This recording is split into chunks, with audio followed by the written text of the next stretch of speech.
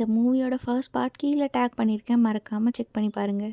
நமக்கு யாரும் வேண்டாம், இனிமேட்டு நம்ம மட்டும்தான், நாளைக்கே நம்ம கல்யாணம் பண்ணிக்கலாம் அப்படின்னு நம்ம ஹீரோ குமாரி கிட்ட சொல்கிறாங்க. ஆனால் அன்றைக்கி நைட்டே ஸ்டூடியோவில் நம்ம குமாரியோட ரூமுக்கு யாரோ வந்து அவங்கள ஷூட் பண்ணி கொலை பண்ணிடுறாங்க.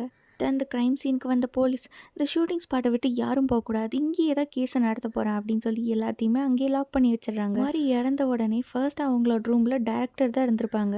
டேரக்டர் கிட்ட இன்வெஸ்டிகேட் பண்ணால் நான் மகாதேவன் வந்தால் தான் ஆன்சர் பண்ணுவேன் அப்படின்னு சொல்ல அங்கே ஷூட்டிங் ஸ்பாட்டில் இருக்க எல்லாத்துக்கிட்டையும் இப்போ வந்து விசாரிக்கிறாங்க. ஷூட்டிங் ஸ்பாட்டில் ரியல் கன் யூஸ் பண்ணுறதுக்கு யார் உங்களுக்கு பர்மிஷன் கொடுத்தா அப்படின்னு கேட்க அந்த கேஸ் அப்படியே நம்ம ஹீரோ பக்கமாக திருப்ப நான் தான் அந்த கன்னில் புல்லட்டை மாற்றி வச்சா அப்படின்னு சொல்லி அவங்களோட டிரைவர் வந்து ஒத்துக்கிறாங்க. இங்கே என் மேலே பழி போட்டு என்ன அரெஸ்ட் பண்ணணும்னா பண்ணுங்க, ஆனால் குமாரி யாருன்னு இந்த உலகத்துக்கு தெரியணும், அதுக்கு இந்த படத்தை முடிக்கணும் அப்படின்னு சொல்லி இப்போ கிளைமேக்ஸ் சீன் தான் எடுக்கிறாங்க. நம்ம ஹீரோ ரொம்ப உருக்கி ஃபீல் பண்ணி அப்படியே ஆக்டிங் பண்ண அங்கே இருக்க எல்லாருமே அதை பார்த்து அழுதுறாங்க. அப்புறம் டேரக்டர் வந்து சொல்கிறாங்க, நீ அவளை கண்டிப்பாக கொண்டிருக்க மாட்டேன், ஏன்னா நீ நடிக்கல, அவளை நினச்சி உண்மையாலுமே அழுதுருக்க அப்படின்னு சொல்ல. இல்லை, நான் தான் அவளை கொண்டேன், நீங்கள் 2 பேர் பேசினது எல்லாத்தையுமே நான் கேட்டுட்டேன், எல்லாத்தையும் பார்த்துட்டு என்ன இருக்குன்னா நம்ம ஹீரோவும் டேரக்டரும் பேசுகிறத அவங்க வந்து ரெக்கார்ட் பண்ணி வச்சுருப்பாங்க. ஆக்சுவலாக அதில் என்ன இருக்குன்னா நம்ம குமாரி வந்து ப்ரெக்னெண்ட்டாக இருக்காங்க, ஹீரோ வேணும் அவங்களை ஏமாற்றிட்டு விட்டு போயிட்டாங்க. இது ஒரு ரீசனாக வச்சு அவங்களோட டோட்டல் கரியரே க்ளோஸ் பண்ணலாம் அப்படின்னு இவங்க 2 பேர் பிளான் போட்டிருப்பாங்க. அந்த ரெக்கார்டிங்ஸை முழுசாக கேட்டிருக்கலாம் அப்படின்னு சொல்லிட்டு தானே ஷூட் பண்ணி டேரக்டர் இறந்து போயிடுறாங்க. இப்போ அந்த கேஸையும் டேரக்டரை வச்சே க்ளோஸ் பண்ணிடுறாங்க.